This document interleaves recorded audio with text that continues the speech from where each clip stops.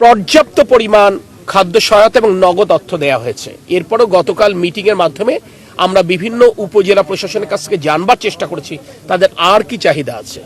যারা চাহিদা দিয়েছেন সে চাহিদাটা আমরা তো নিয়েছি, যারা চাহিদা দেয়নি তারপরেও আমরা আজকে আবার অতিরিক্ত বরাদ্দ প্রত্যেকটা জায়গায় করছি, যাতে করে কোনো মানুষ কোনো পরিবার 2 থেকে 3 বার পাক, কিন্তু কোনো পরিবার যেন খাদ্য সহায়তা থেকে বঞ্চিত না হয়, এটা আমরা নিশ্চিত করবার চেষ্টা করেছি। আমরা এই মুহূর্তে রয়েছি কক্সবাজার সদরের ঝিলঞ্জা ইউনিয়নে 5 নম্বর ওয়ার্ড চাঁদেরপাড়া নামক এলাকায়, এবং এখানে স্থানীয় সংসদ সদস্য আছেন, জেলা প্রশাসক আছেন, সরকারের সকল কর্মকর্তাবৃন্দ আছেন।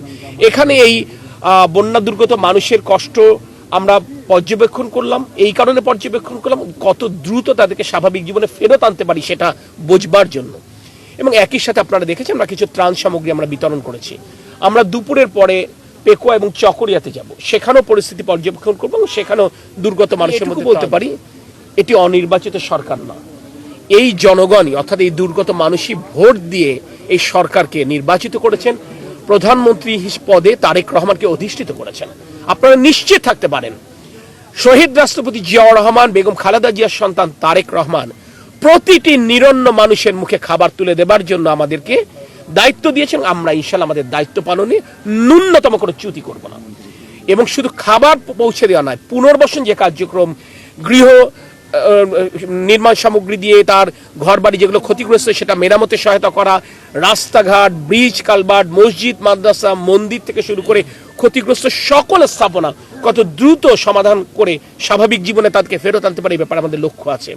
এবং আমরা বলেছি কৃষি ফসলের ক্ষতি হয়েছে, মৎস্য খামারিদের ক্ষতি হয়েছে, গবাদি পশুর ক্ষতি হয়েছে, এই ক্ষতিগুলো কিভাবে মানুষকে আমরা পুষিয়ে দিতে পারি সরকারের তরফ থেকে সে ব্যাপারে কিন্তু আমাদের মাঠ পর্যায়ে কর্মকর্তাবৃন্দ কাজ করছেন এবং আমরা তাদেরকে দ্রুততম সময়ের মধ্যে তথ্য সংগ্রহ এই কর্মসূচিটা সম্পন্ন করতে বলেছি, যাতে করে দ্রুততম সময়ের মধ্যে সরকার তাদের পাশে দাঁড়াতে পারে।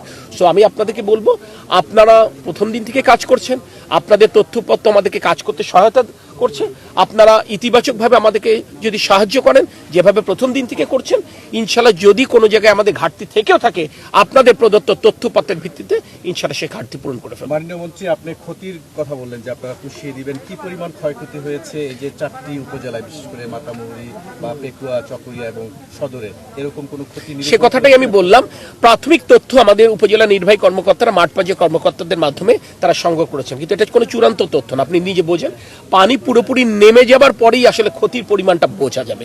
সে কথাটাই আমরা কালকে বলেছি যে আপনাদের কাছে প্রাথমিক তথ্য আছে, পানি নেমে যাওয়া শুরু হয়েছে, আপনারা আগামী 7 দিনের মধ্যে চূড়ান্ত প্রতিবেদন রেডি করবেন। আমি আপনাদেরকে বলতে পারি সরকার পুনর্বাসনে কতটুকু গুরুত্ব দিচ্ছে।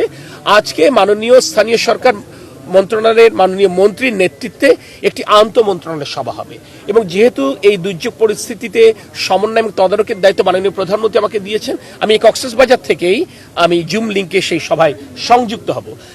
এখন থেকে সরকার প্রস্তুতি নিচ্ছে সকল মন্ত্রণালয়কে নিয়ে, যাতে করে আমরা পুনর্বাসন কর্মসূচিটা যথাযথ